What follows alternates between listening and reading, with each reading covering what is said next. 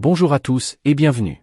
Je poursuis la série intitulée « J'ai lu un livre » dédié à la découverte d'ouvrages. Je souhaite évoquer avec vous une œuvre de Frédéric Pons intitulée « L'Arménie va-t-elle disparaître ?», portant le sous-titre « Un conflit oublié aux portes de l'Europe ». Le conflit entre l'Arménie et l'Azerbaïdjan est mal documenté en France dans les masses médias. L'actualité porte plus son regard sur celui qui oppose Israël au Hamas et sur la guerre entre l'Ukraine et la Russie. En cherchant dans la littérature, il est toutefois possible de prendre connaissance d'informations sur ces pays et sur ce conflit. C'est le cas avec cet ouvrage de Frédéric Pons, qui nous permet d'obtenir un éclairage sur l'Arménie et sur la guerre opposant ce pays à l'Azerbaïdjan. Malgré l'importance de ce conflit, les feux de l'actualité se portent rarement sur lui, ce qui peut s'expliquer par la faible superficie de l'Arménie qui est inférieure à 30 000 km², par une population restreinte inférieure à 3 millions d'habitants et par un emplacement dans le Caucase qui ne se distingue pas par une haute importance stratégique, du moins pour les Occidentaux. L'Arménie est le premier pays au monde à avoir adopté le christianisme comme religion d'État, à l'époque au détriment du zoroastrisme et du paganisme, ceci en l'an 301 lorsque le roi Tiridate IV s'est converti à cette religion. Il est considéré qu'antérieurement les apôtres Barthélemy et Thaddée auraient introduit le christianisme en terre arménienne au 1er siècle après Jésus-Christ.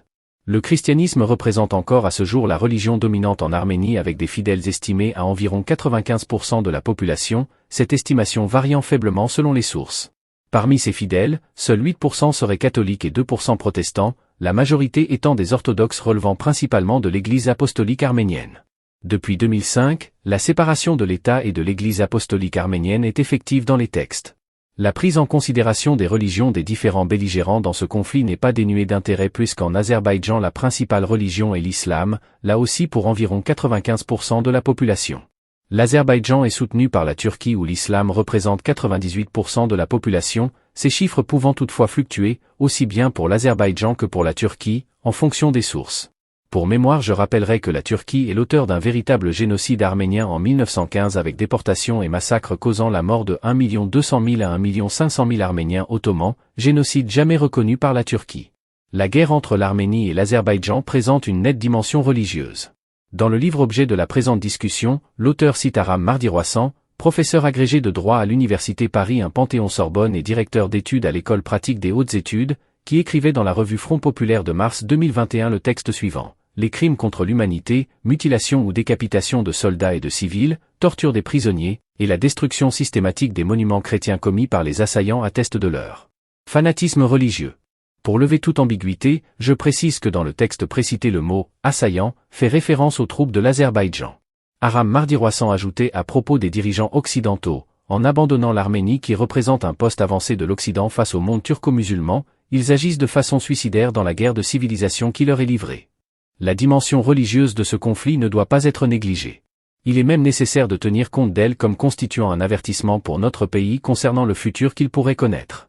De même, cette situation doit servir d'enseignement alors que la Turquie continue à vouloir intégrer l'Union européenne, même si son projet semble être devenu plus difficile à réaliser en raison de la perspective de faire entrer l'Ukraine dans l'Union européenne. Il est à craindre que si un jour la Turquie parvienne à intégrer l'Union européenne, elle en profitera, tel un cheval de Troie, pour noyauter celle-ci pour la détruire ou pour la tourner à son avantage. L'Azerbaïdjan peut avoir d'autres intérêts pour conquérir l'Arménie. Outre l'extension de son territoire, cela lui donnerait d'importants gains économiques et géopolitiques.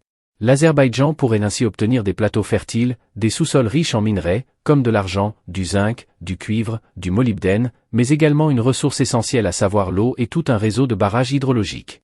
Au vu de ces éléments, on ne doit donc pas s'étonner que l'Azerbaïdjan ne cesse de vouloir s'emparer de l'Arménie avec le but affiché de détruire entièrement sa population. Ainsi, ce livre nous permet de prendre connaissance des nombreuses et terribles brimades dont ont été victimes les Arméniens de la part de l'Azerbaïdjan, ceci alors que la plupart des membres de la communauté internationale, dont la France, ont préféré, le plus souvent, tourner les yeux, même si on peut relever que quelques personnalités politiques de nos contrées ont élevé la voix en faveur de l'Arménie, dont Éric Zemmour, Philippe de Villiers et Marion Maréchal. On peut ajouter que des associations comme SOS Chrétiens d'Orient œuvrent pour l'Arménie. Ce mardi 23 avril 2024, l'Arménie et l'Azerbaïdjan ont annoncé avoir commencé à délimiter leurs frontières communes sur la base de cartes datant de l'époque soviétique, ce qui pourrait indiquer qu'un accord de paix serait proche. Dans le cas où cet accord interviendrait, celui-ci sera-t-il durable ? Rien n'est moins sûr. Je ne peux m'empêcher de penser au titre d'un chapitre de ce livre qui se trouve être le suivant. On sait qu'ils reviendront. Le livre « L'Arménie va-t-elle disparaître ?» constitue à mon sens une bonne porte d'entrée pour comprendre le conflit entre l'Arménie et l'Azerbaïdjan et plus largement pour découvrir des parties de l'histoire de ces deux pays. Si vous avez des commentaires, des questions ou si vous souhaitez partager vos réflexions, n'hésitez pas à le faire dans la section commentaires ci-dessous. Je suis toujours ravi d'entendre votre point de vue et de susciter des discussions enrichissantes. Si cette vidéo vous a plu, n'oubliez pas d'exprimer votre appréciation en cliquant sur j'aime, en vous abonnant à ma chaîne pour ne manquer aucune future vidéo, et à consulter mon site internet pour accéder à du contenu exclusif. Pour ceux qui souhaitent soutenir mon travail et m'aider à continuer à produire des vidéos de qualité, je vous adresse un immense merci par avance. Chaque soutien compte. Je vous remercie d'avoir consacré votre temps à visionner cette vidéo. À très bientôt pour de nouvelles vidéos extraordinaires.